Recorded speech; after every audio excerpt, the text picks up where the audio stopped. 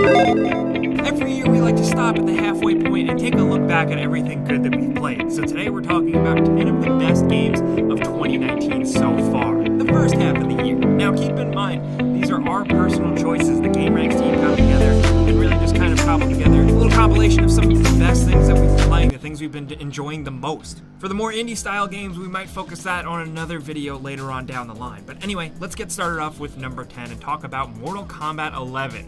First things first, let's talk about that single player campaign, because number one, it's awesome for a fighting game to have a full-fledged, lengthy single player campaign, but Mortal Kombat 11 really nails it. It balances a really good line between cool new Mortal Kombat stuff and plenty of nostalgia. There's a whole time warp mechanic. Go back to the 90s. Different dimensions, and it's just incredibly satisfying. Not only that, of course, once again, we get a really satisfying fighting game that's just fleshed out as hell. Very heavily combo focused, and you know, you can't really button and mash your way through this one. It also looks incredible. The character skins are really satisfying. Changing the look of your character with unlocks is very, very enjoyable. Really, you think I wouldn't be surprised, but it keeps happening. NetherRealm just does a really good job at consistently putting out really badass fighting games that are fully featured and just worth picking up. And I'm glad that Mortal Kombat 11 just kind of continues that trend.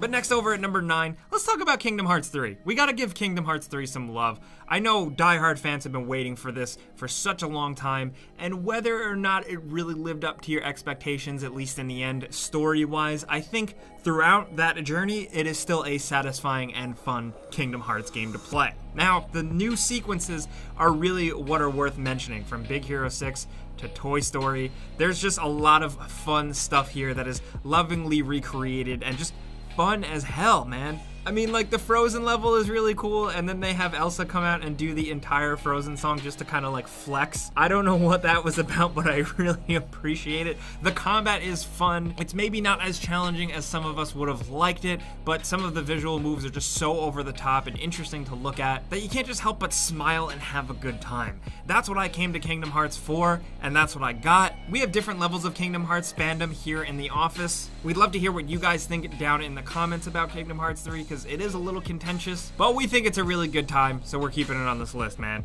Next at number 8, a more recent release is Super Mario Maker 2. Now, not enough people played the original Super Mario Maker because it was on Wii U, and that just happened because that console was whatever. But Super Mario Maker 2 puts the Mario level creation in Switch users' hands, and thankfully it lives up to the hype. Super Mario Maker 2 is a lot of fun if you are the creative type, if you love building levels. If you look on social media, you look online on threads and forums, people have been creating incredible stuff, insanely challenging, really over the top, and just super charming and different. Unexpected stuff is what you get from this game, and that's great. But on the other hand, if you're not that creative, if you're like me, there are thankfully tons of levels to play through in a story mode. It's not like a regular traditional Mario game, but there is so much to do, and then you can just also download and play other people's levels if you want. Super Mario Maker 2 is undeniably just a great package that is worth considering, even if you're not super creative, thanks to the single player content. But the tools that are there for making fun stuff is just even better and makes it all that much sweeter. But next up at number 7, fittingly, we have Ace Combat 7. Really, what this game is essentially Japanese Top Gun. That's it. That's the whole elevator pitch. That's all you need to know. But seriously, what this game serves as is almost a vessel for new players, considering Ace Combat is a long-running series that has had a cult following for a very good reason. The fact that it exists now in 2019 as a great new game is awesome. It looks fantastic, the dogfighting is tons of fun and accessible, the weather effects are exciting and dangerous, and the story is damn good. Consider this one, seriously, because even if you're not into aerial dogfighting combat style games like me, you'd be surprised. This thing is still really compelling, and there's a reason why people love this series, and there's another reason why it has survived up until 2019. So next time you're in the store, maybe think about Ace Combat 7. I don't know. Next up at number 6, we have A Plague Tale: Innocence. This is a game that is in danger of flying under a lot of people's radar, but it's an incredibly fun single-player linear experience. People say single-player is dead, single-player games are dying. This is a great example of one that is keeping that from actually becoming a reality. It's very similar to what we've praised quite a bit last year, Hellblade: Senua's Sacrifice, in that it's not super long, but it's really high quality, great visuals, and just kind of doesn't outstay its welcome, but is a great playthrough. A Plague Tale: Innocence, you step in the footsteps of a young teenage girl who is tasked with carrying her brother across this awful, plague-ridden medieval France. It's somewhat supernatural, a little over the top, because the plague and the swarm of rats are very, very crazy and scary, but the game is grim, dark, disgusting, and nasty, and it's so much fun navigating the horrors of this plague-ridden France, while also doing light combat with some scary enemies, but a lot of environmental puzzles that are fairly satisfying to pull off. It just warrants a good playthrough. The characters are compelling, the story is interesting, and like Hellblade, it's just worth experiencing. Moving on to number 5, we did it again. We got Devil May Cry 5. This is thankfully a great follow-up to Devil May Cry 4. A bit of a return to form for the series if that was something you are looking for. This thing plays incredibly well. The fun factor is through the roof because the combat elements in Devil May Cry 5, the whole combat and gameplay package is the most fine-tuned and seamless it has ever been. You start out the game as Nero once again from Devil May Cry 4, but with a ton of new tricks, but then the game opens up to newcomer character V, who has a completely different playstyle. It's kind of a nice change of pace, but then of course you can also play as Dante. And once you get to play as Dante, the game really picks up with tons of weapon types, and just really that's when the game really falls into its own in terms of combat, fun factor, and just ridiculousness. About halfway through the game is going to fire on all cylinders for you, and you are going to have a hell of a time. Not only is the combat incredibly fine-tuned and challenging and satisfying, but visually, Devil May Cry 5 looks insanely good, like almost too good. This is a game worth pausing and using the photo mode because character models are insane. The environments look great, even though they can get a little repetitive. And, you know, if we're talking about negative things, I think the story wasn't as awesome as I wanted it to be. It's kind of wrapped up a little quicker than I expected, but still, the fact that the combat is so much fun and the game so replayable and challenging if you crank up the difficulty, that really all cancels out any bad things about the game. It is so worth playing. The weapons are so worth experiencing. And if you're a fan of these types of games, even just a little bit, this is one worth checking out, seriously. But next up at number 4, we got a game that is a little contentious, a little dividing, that is Days Gone. We all kicked this one around for a while, and the more we thought about it, we figured it was worth including, because, to be honest, Days Gone didn't review too well. Days Gone also has some very clear shortcomings that I think most players can point out themselves. But, for some reason, can't quite put our finger on it, still couldn't stop playing it until the end. Now, of course, it is really long, the open world a little maybe too big for some folks, and it outstays its welcome a little bit, but Deacon St. John as a character and the compelling story makes you want to see it through to the end. I think Sam Witwer's performance as Deacon St. John was compelling and interesting, and you just wanted to look at the screen. And then on the gameplay side, the bike mechanics and just like driving around, racing around on a bike, and also the progression of upgrading your motorcycle just made it really interesting. It made up for the fact that fighting human characters kind of sucked, but the zombie encounters were awesome because of those massive, sprawling hordes of them.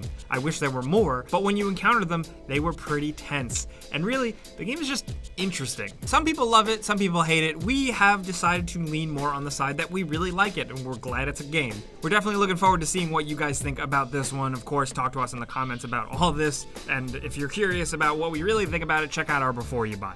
But moving on to number 3, a game that we really loved at Before You Buy is Sekiro: Shadows Die Twice. This is, of course, another FromSoft game, the makers of Dark Souls and Bloodborne. So, yeah, of course it's good. What they do here differently is what makes it even more interesting. More verticality, more gadgets, a grappling hook, more emphasis on just waiting for the right moment to strike, properly parrying, and really doing all these new combos and abilities that you unlock to counter certain things. It is a really exciting game that manages to make you feel like an actual ninja. That was really ambitious and very challenging to pull off, and make it also feel like a challenging, rewarding FromSoft game, but damn it, they did it. The world is creepy and mysterious and intriguing. The enemy types are awesome to look at, but also incredibly challenging and beat you into a pulp. You're constantly learning through this game. The game punches you in the face until you figure out all of its systems. You literally can't progress until you do, and that's what makes it really, really fun. Of course, it's definitely not a game for everyone, like all of their games, but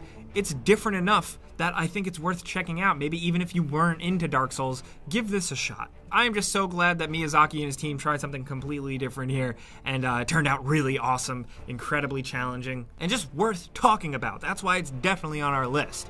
But moving down to number 2, we got Metro Exodus, a game where we really feel like they finally figured out this whole Metro thing. This game is fantastic. Despite the move to semi-open world areas, it doesn't feel shoehorned. We were really concerned here that the game would go to open world and it would feel like just a waste of space, kind of just like they made it open world to say it was open world, but it makes sense in the context of the game and is very fun and just interesting to go find and forage for new components and upgrades for Artyom. All of a sudden, Metro now has a new and exciting loop that totally makes it even more worthwhile. Not only that, whether you're playing on PC or console, the game looks damn incredible. It is an absolute looker, and I think the move to go away from nuclear winter and kind of highlight new areas of this post-apocalyptic, nuked-out Russia has given the designers so much to work with in terms of creating interesting environments. The game looks like concept art come to life in a lot of areas, while also still managing to maintain the Metro identity. You know, the thing doesn't forget where it came from. You still find yourself in dark hallways and fighting spooky monsters with tense situations and limited resources. Actually, this game has at least 1 or 2 really, really memorable, scary sequences that are worth experiencing along with the whole rest of the thing. Not only that, yeah, playing it is great, but the story is interesting as well. This is a world that you want to learn more about. This is a story with characters you want to follow, and really, Metro Exodus just nails it. It's a bummer that it did have some controversy with being an Epic Game Store exclusive on PC, but whether you're playing it on console, or maybe you're just waiting for a year for it to finally come on Steam, regardless, Metro Exodus is damn good.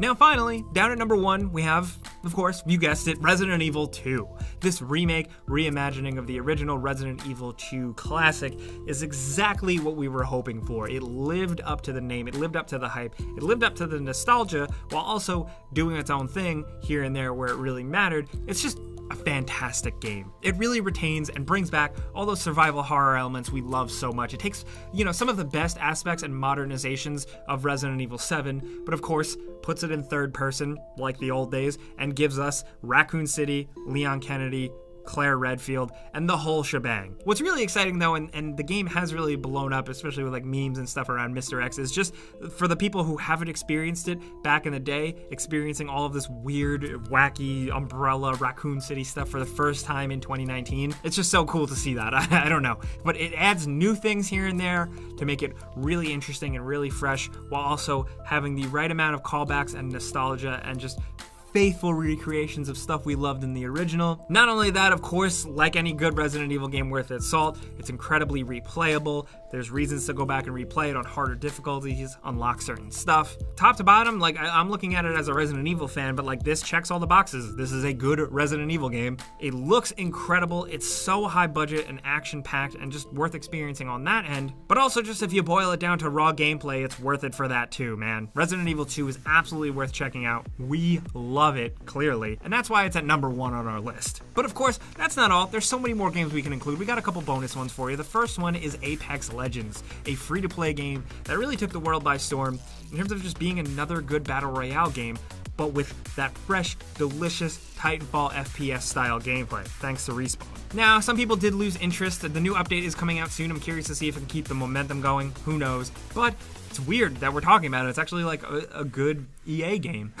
Also, as a runner-up, we have Mordhau, the PC melee historical combat-focused game. And yeah, the chat can be a little toxic and gross sometimes, but the gameplay, the core gameplay, is so fun, and the whole thing being so competitive, it still is worth checking out, and it's just a really good, solid PC experience. And another one we want to include briefly is Rage 2, another one that divided people, but we think that the injection of a little bit of Doom-style gameplay and just fun abilities to the original Rage, which we weren't crazy about, makes it worth checking out. It's a fun first-person shooter. But of course, again, these are our choices for games that we've really liked in 2019 so far, rounding some of them up. We want to hear yours down in the comments because you're definitely going to disagree. There's definitely a game that we didn't include on this list, so we want to hear from you. And of course, if you can make your own top 5 or your own top 10 or your own top 3, let us know. But if you enjoyed this video and maybe learned about a game that wasn't on your radar, clicking the like button is the best way you can help us out. We would appreciate that. And of course, if you're new, it's worth considering subscribing and hitting that notification button because we put out videos every single day. But hey, as always, thanks for watching, and we'll see you guys next time.